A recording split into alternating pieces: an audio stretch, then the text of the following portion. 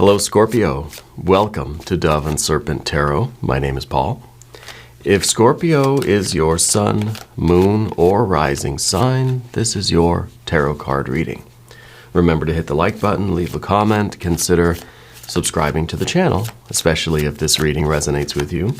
If there is anything you would like me to pray over, or meditate upon, or send positive energy toward, please let me know. Now, this is going to be a general reading, so try to be open and receptive to whatever may come through during our time together. I am merely the messenger, and I ask you to connect directly with each of these cards and use your own intuition to take you beyond the details that I might provide. And remember, Scorpio, that the most important part of any tarot reading is you. And a Seven of Wands will start us out today. This is a very persevering card, you know. This is really an energy that just will not give up. Yeah. I feel like you're that kind of person. I feel like you're very tenacious. I feel that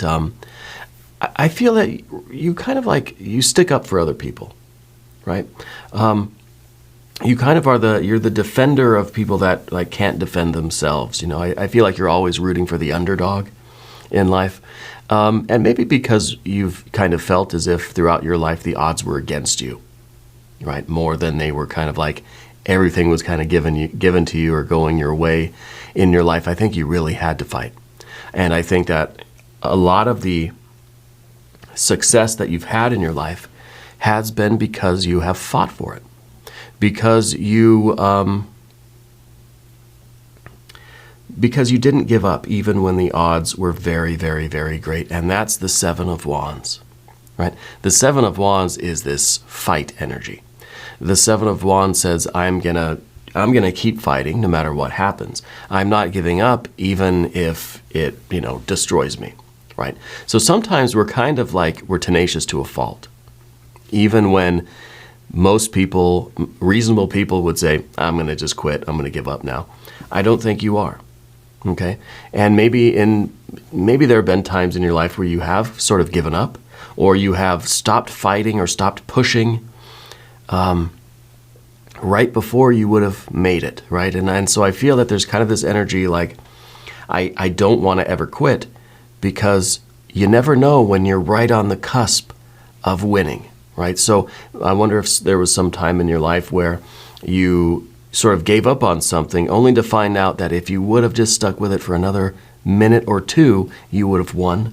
I kind of feel like that hand on the car contest, says, I'm not gonna pick my hand up from this car until everybody else is gone and I win the car, right? And I kind of feel that like at some point in your life, it was like you and somebody else, and it just came down to just a couple of minutes, and you said, I'm done.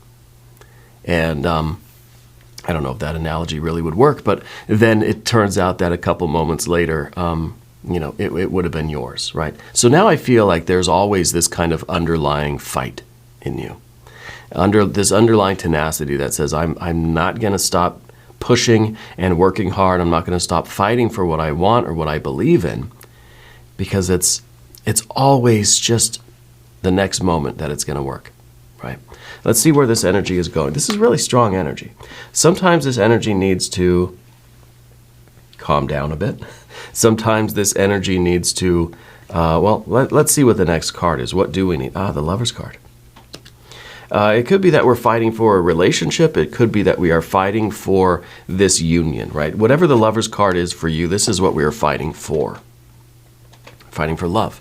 Fighting for your relationship, fighting for your marriage, fighting for your family, fighting for your goal, right? This doesn't have to be romance. It doesn't have to even be family. This is you choosing to fight for what you believe in, for what is meant for you, for what you wish to unite with. This was, Odysseus fighting to get back to Ithaca, to his family and his kingdom and all this stuff. Going through all of this perilous adventure to return to something, or to unite with something, to be reunited perhaps. Okay? So this could be a sense of purpose. It could be literally be a place. It could be a person, a relationship, something like that. But this is what we're fighting for. And this is kind of our choice that's not really a choice, right? It's a choice because we're intentionally doing it and we're consciously aware of what we're doing. But it's not a choice because it feels like destiny. It feels like there's no other choice possible for you. Okay? So this is what we want, and that's why we keep fighting. But let's analyze this with a little bit more. Now we got the moon. And the moon, underneath everything here, it's a little bit of a shadowy energy, right? It, to me, represents a new moon energy, so it's a darkening of the light. It's a dimming of that psychic perception. It's kind of it's a dimming of the intuition, in a way. Okay, it's kind of a narrowing of that lunar psychic aperture. It's getting a little bit smaller, that pinpoint of light, which might actually be better, really, right? Because then we just see through a narrow channel. We see through a very narrow lens, rather than seeing everything all at once. Now maybe we're focused on something specific, right? I feel like this could be a card that says we don't really recognize, or we haven't been, let's say, we haven't been recognizing how close we actually are to this goal. It's kind of like if you're so used to being a hammer, 7 of Wands, you're so used to having to fight for everything, then even when you've won, you keep fighting. We're just always in hammer mode, right? And therefore, everything looks like a nail. And especially in the moon energy, this card, we don't really see things for what they are. We're seeing things, reality, our lives, through the lens of that hammer. I'm seeing everything the way a hammer would see it, right? And everything looks like it needs to be fought or battled. Yeah. So this might be a card that says we need to clear our perception a little bit to realize either that we have already crossed that finish line, or that we are very close, or that the final stages of this thing for you, whether it's a business thing, a family thing, friends, romance, whatever, that the final steps here require a different tool. Maybe not the hammer anymore, right? Let's see what is in the background. Adjustment. This really could be, between adjustment and the Lover's card, both kind of, to me, show a choice or a union or a commitment to something. This is rather professional, whereas the Lover's card is really that kind of fated connection, that destiny, that passion, that love that we feel where we want to unite with something. Whereas the Adjustment card is more of the logical part of that. You know, we feel maybe that pull of destiny. We feel that attraction, that love, that passion. We feel that love, right? That desire for union. And we act on it. And then we've got that higher discernment in ourselves that kind of is the higher rational mind, right? The wisdom that kind of says, yes, I agree, I concur. That's the direction we're going, right? So I wonder if this is something that you started where it was primarily just a good move. It seemed like the right choice. It seemed like a logical thing, right? Your higher wisdom said, yeah, that's kind of where I want to go. That seems like the best choice, the best path. But I wonder if maybe the closer we get to really achieving this, we're really starting to feel that passion. It could be that this was something that started out as a more professional, let's say, or a business kind of thing even. The commitment came first, and then the real passion and the real love grew out of that.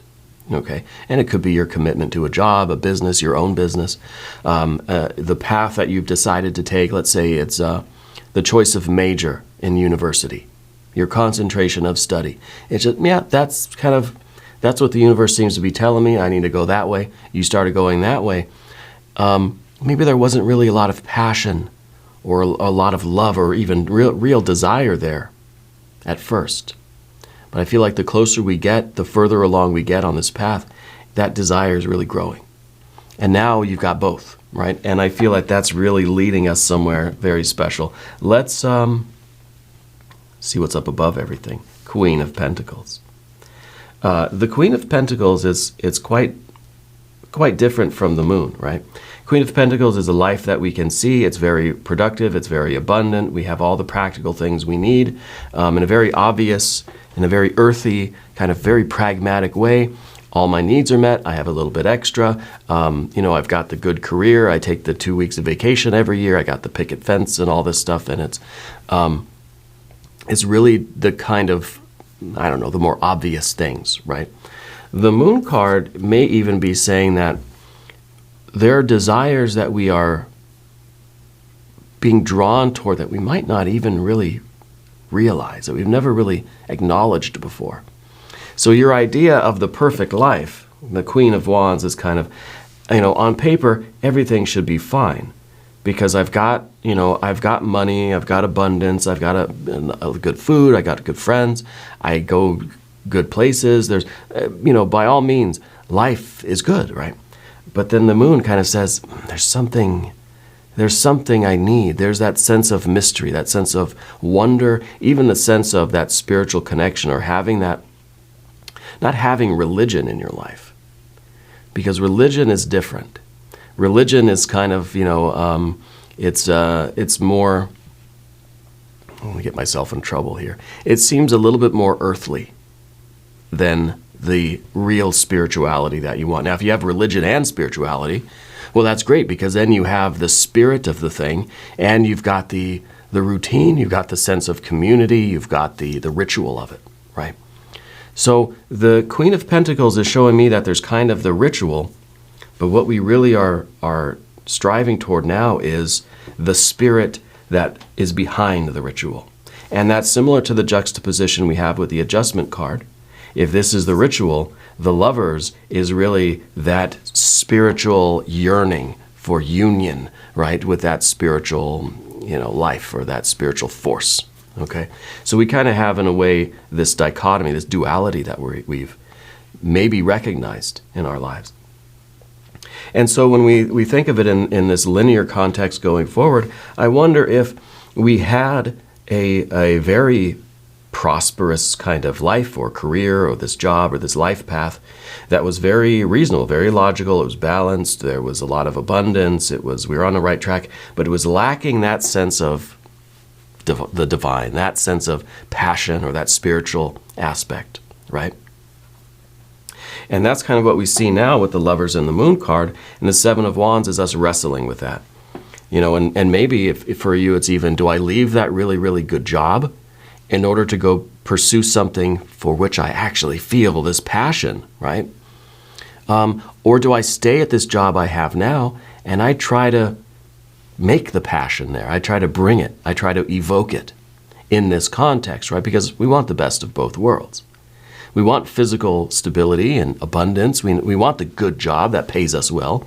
But I also want the creativity. I also want the love, the passion, that yearning desire to do it, right? You do what you love what you do. And so I wonder if that Seven of Wands is that kind of struggle about getting that kind of holistic picture. Let's see what the future position card is. Princess of Cups. I see you following your dream. Okay. Doesn't mean that we're leaving our job. Doesn't mean that we're getting out of whatever this connection was, this networking, this agreement, this contract, this job, this relationship, whatever is this more formal part of it. See, this is the ritual, and this is the spirit of the ritual, right? This is the goal, this is the yearning, that desire to have just the ritual, just the routine of spirituality is not spirituality, right? It's just the routine of it. It's just the outer form. We've got to have the inner component. And I feel like this is you manifesting that inner component because this is the Princess of Cups. This is earth and water. This is now we feel that feeling, and we're bringing it to the earth plane. You're bringing you're bringing the spirit into the routine itself. What is inside is now influencing the outer. Okay, and it's through this union, that Lover's card. And it feels like a spiritual union. We really could be talking about, uniting with your passion, with your desire, with your destiny, your life path. We could be talking about a relationship. with another person or with the divine. We could be talking about the job kind of situation or career, or the study in school, or even the sense of purpose. Maybe you're retired. Maybe this is you really trying to find meaning in your life, in what you're doing, what your work is, right? And when I say work, I mean your activity, what you're fighting for at Seven of Wands. Either finding something that has meaning for you, or finding the meaning in what you're doing, right? Let's select the mystery card, bonus card, confirmation card. This is a random card from the Smith-Waite Tarot. This is the factor infinite and unknown, and it's going to go right here. We're going to put Mr. Ed the Tiny Horse right there on top. How many of you know who Mr. Ed is? I'm very curious about that. We're not going to look at that card till the end, right? If you have a prediction, put it in the comments. All right. If you haven't subscribed yet, please do. It's totally free and it doesn't cost anything, and it helps out the channel, and this channel needs all the help it can get, to be quite frank. Let's check in general energy now on the path of the serpent. Here we go. 5 of Pentacles. See, the 5 of Pentacles, what do these look like to you? Your general energy. These look like the tops of the nails, right? The little flat thing, flat part of the nail. I feel like this is kind of where we've been, where everything looks like a problem that we have to try to solve. And it really is this kind of, and maybe that's kind of blocking some of this spirituality, this passion, this deeper feeling of meaning and purpose in what you're doing, blocking some of the water energy, honestly. But I like that we have the cups here in the future position, because this is what we want. This is what we're looking for, is a way to either find meaning in what we're doing, or do something with meaning, right? It could be either or there. So that seems to be our kind of focus now. The 5 of Pentacles is kind of the way we occupy ourselves with our problem solving, where everything's a nail and I have to be the hammer and I'm going around just fixing everything. It seems almost, it seems like it becomes kind of monotonous, right? It's just like, that's my day. From the time I wake up to the time I go to sleep, I'm just solving problems. I'm trying to prevent disasters. I'm trying to keep the whole ship together, so I'm hammering the boards back together and keeping the thing going. Rather than having some sort of space for ourselves to find that meaning, to find that spirituality, that connection, or whatever exactly it is. So when we see everything as being in flux like this is the card of change. This is the card that really says your problems will always be there. There will always be movement in the physical realm that we are in. I guarantee that if you just sit there quietly long enough, something's going to happen. Okay? And it could be just something very small and inconsequential. It could be something big that you got to get up and go fix, right? But I think it really is a matter of putting things into perspective. Now, I'm not advocating any kind of procrastination. I'm not saying just save everything for tomorrow, right? Sometimes you need to. Why? Procrastination is not bad. It gets a bad rap because we do it over and over and over again, and then at the end of the month, we got a really huge pile of problems. Okay? But some things don't need to be done today. They can be pushed off until later, or tomorrow, or the next day even. It's about perspective. It's about priorities, because I think you need to prioritize yourself right now. I think you need to prioritize this lover's energy. And indeed, I think you are. I think that's why this is front and center right now. This could really be the juxtaposition or a dichotomy between work and your relationship, work and family, or your outer busy problem-solving life out there versus what needs to be solved in here between us, between the family members, or here in your own house, right? We got to get our own house in order kind of thing.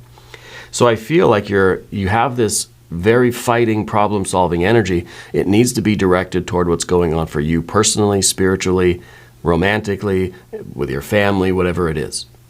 Okay? It needs to kind of be withdrawn inward, because I feel like it's going, yeah, see, there's the Magus, the magician, Mercury, Hermes, the trickster, the juggler, in the environment.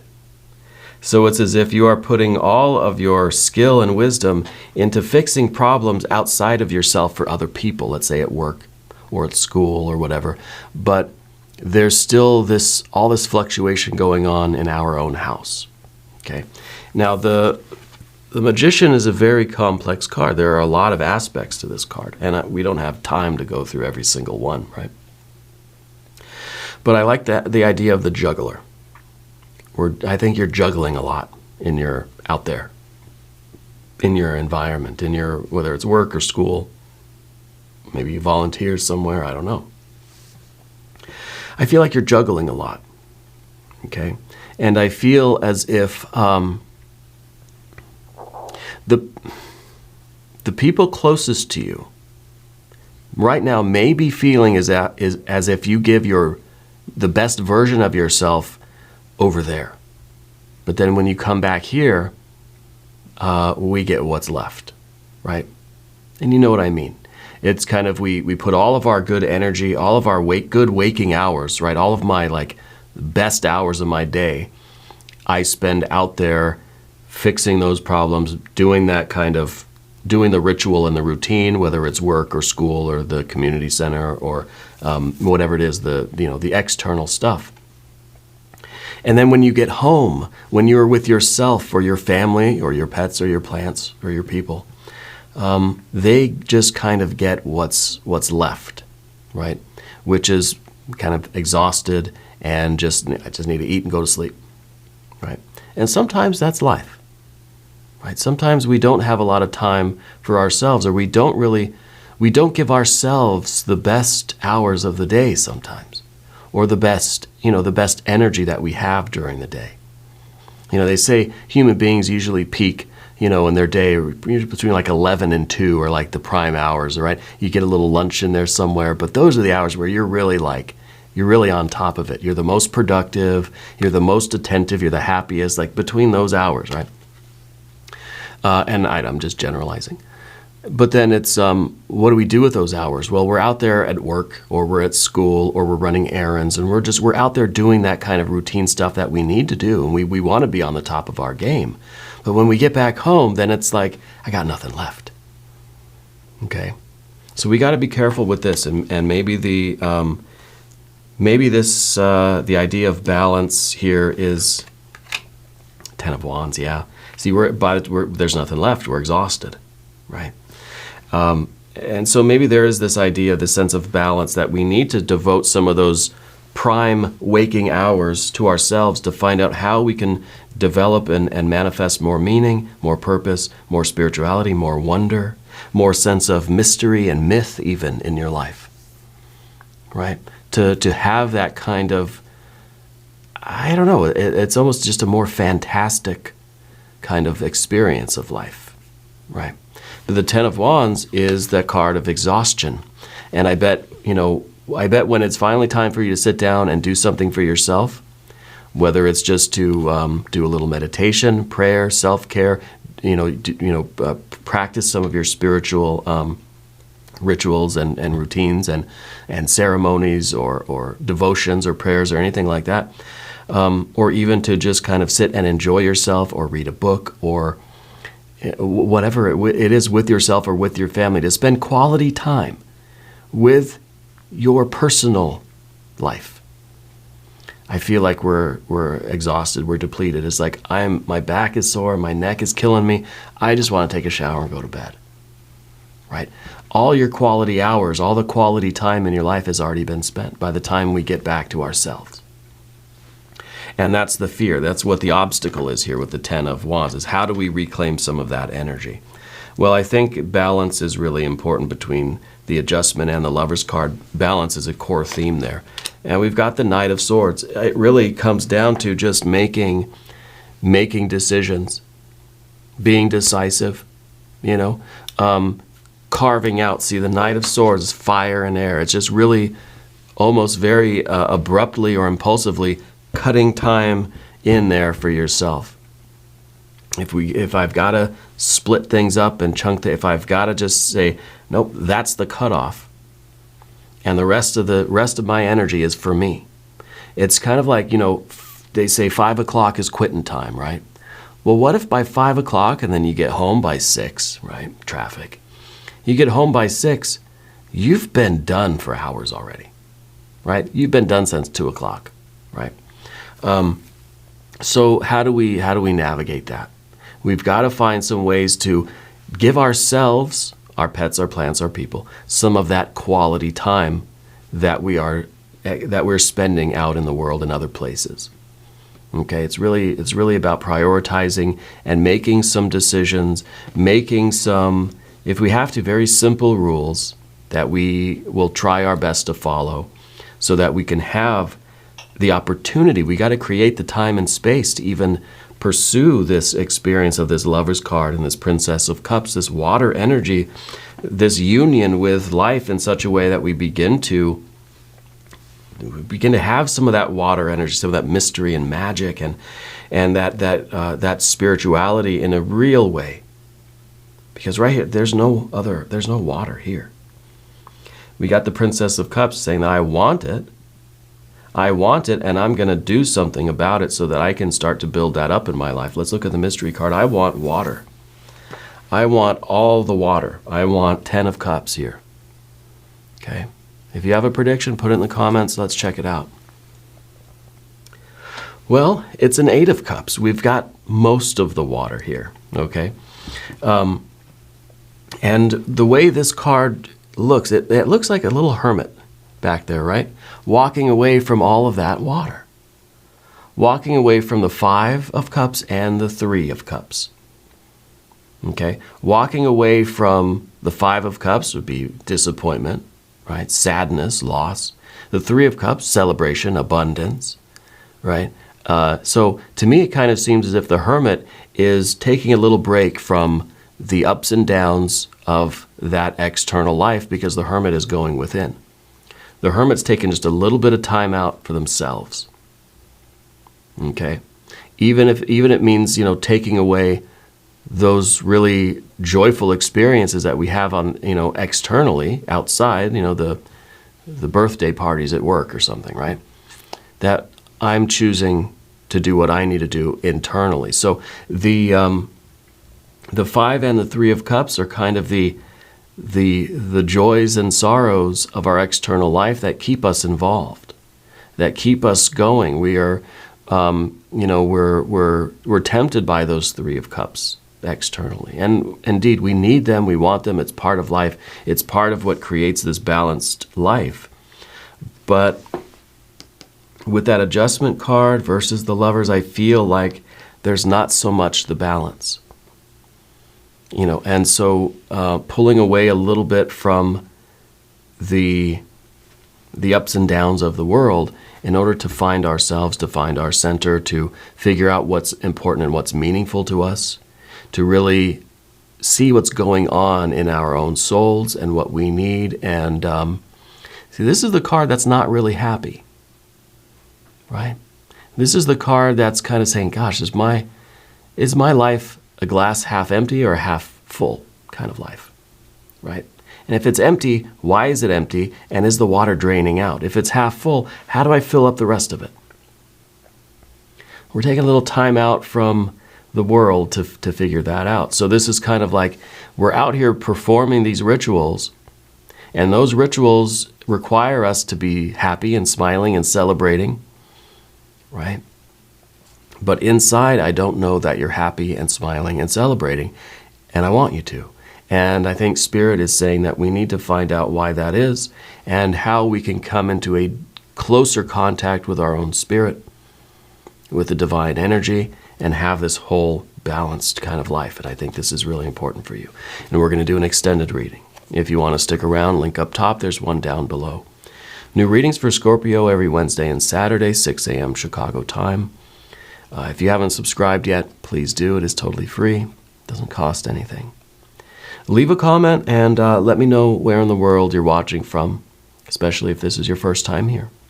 I want you to know that you're the most important part of Dove and Serpent Tarot. I thank you and I love you, and we're all in this together.